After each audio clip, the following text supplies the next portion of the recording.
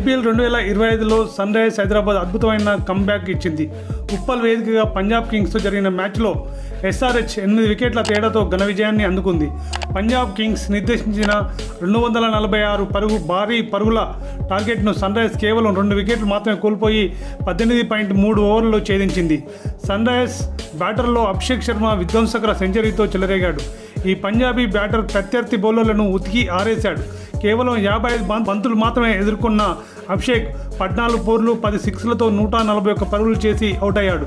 అతడితో పాటు Travis head 37 బంతుల్లో 66 మెరుపు హాఫ్ సెంచరీ సాధించాడు.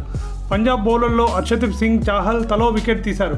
కాగా ఐపీఎల్ చరిత్రలో 2వ అత్యధిక స్కోర్ చేసిన జట్టుగా సన్ రైజర్స్ నిలిచింది. ఇక ఈ మ్యాచ్లో టాస్ గెలిచి తొలుత బ్యాటింగ్ చేసిన పంజాబ్ కింగ్స్ కూడా భారీ స్కోర్ సాధించింది.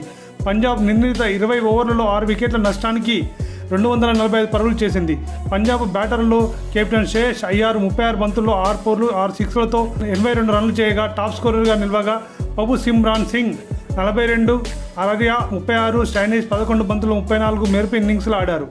ఎస్ఆర్హెచ్ బౌలర్లో హర్షద్ పటేల్ 4 వికెట్లు పడగొట్టగా ఇషాన్ మలింగా 2 వికెట్లు సాధించాడు.